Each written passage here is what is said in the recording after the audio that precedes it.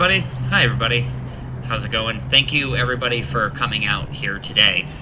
This was an issue, that I feel like I've been pretty passionate about for the last couple of years. There is a group called End the Damn Wars, and they needed someone in Colorado to help with a rally they were doing across the nation. This was years ago, years before Ukraine came up and Israel and other things where people started paying attention. And so the question we constantly got asked was, and what wars? No one knows about the military bases in Africa and other places like that. And Kendra was one of the first people who signed up. And I think brought a whole bunch of people out and filled me in on Julian Assange. Kind of heard about it, didn't really know the depth.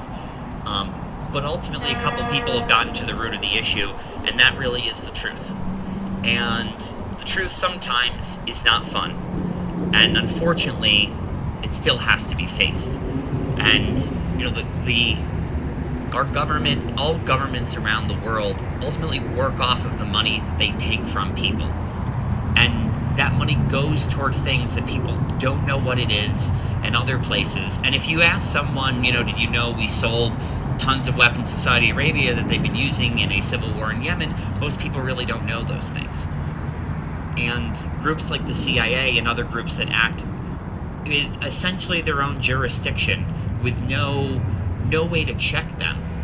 For a quick example, if you don't know what MK Ultra is, it was a secret experiment done by the CIA for decades, testing LSD on unsuspecting people, and when they were pulled in front of Congress, 70 to 80% of their documents have been burned and shredded, and to this day, no one will ever know in the history of America the full extent of the truth of that. But we need to be able to. We're at a point where these guys, and especially in Washington, we're at the point now where we just elect our rulers for them to do at whim whatever they want. And our president, these people are our diplomats across the world, but they act in a way that is sometimes just utterly atrocious and won't explain themselves. We don't even have a point where we have, someone who comes out and is just honest about the militarism, and it's like, we're doing this for this reason, and if people don't like it, too bad. That would be awful, but it's always put up as this just thing. And I recently read... Want me to hold this? Okay. I recently read some of Calvin Coolidge's 1925 inaugural address, and he's sort of, I feel like, an unsung president. But this was not long after World War I, the Great War. And he talked about that ultimately, America needs to be a uniquely American identity. And what that meant to him was diplomacy with our neighbors, open trade, and peace. Not being warmongers, not establishing a world order where supposed to open the world, but ultimately is either people see us as the alpha dog that they can back up, or we are the dog that rips people apart. We are living a different world now. After the time after 9/11 changed a lot. I had this argument with my dad. We were talking about China, but ultimately the point was, someone like me, 33, a millennial who is hard to know in every aspect what the truth is, we need to just pull this stuff back and audit it and figure out what we're doing and who our allies need to be and what we need to be doing in the world. Because my wife and I are trying to have kids, and I want a safe world to bring our children up to. I want to be able to explain to them what the truth is, and for America to be that shining hill on the sea that so many people do see us. And the people of America are what we are.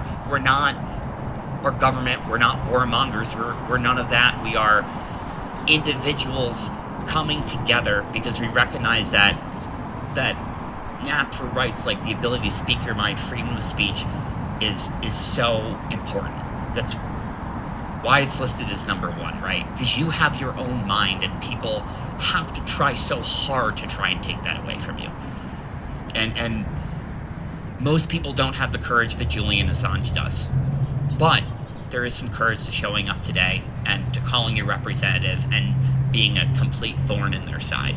And if Julian Assange ends up back in America for trial, then we will go and we will fight for him, and we will show the rest of America what we need to do. I wear this shirt out in public a lot, and I am surprised at the amount of people who respond really positively about it. We did a banner hang over I-25 There's a lot of support out there, but there's so much going on, and people have their lives, and people are, understandably either struggling or figuring out things or making changes.